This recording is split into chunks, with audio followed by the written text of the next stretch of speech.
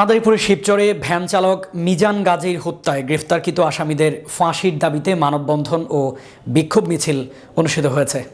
মঙ্গলবার বিকেল ৩টার দিকে ঘণ্টাব্যাপী বিক্ষোভ মিছিল ও মানববন্ধন করেছে এলাকাবাসী।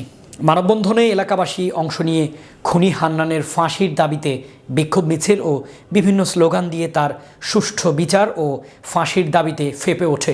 বিক্ষোভ মিছিলটি জেলখানা মোড় থেকে শুরু হয়ে উপজেলা পরিষদ চত্বর, স্বাধীনতা চত্বর সহ শহরের প্রধান প্রধান সড়ক প্রদক্ষিণ করে শিবচর পৌর সুপার মার্কেট সংলগ্ন মুক্ত মঞ্চে এসে শেষ হয়।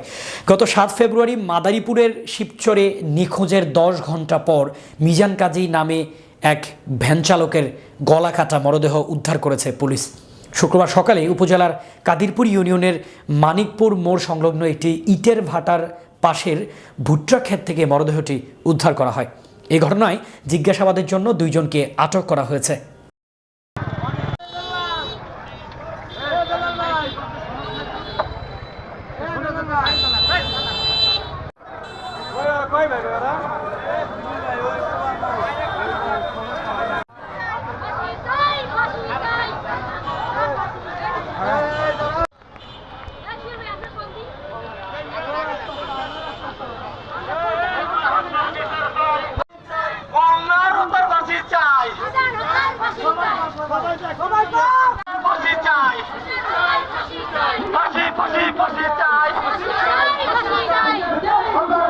বিচার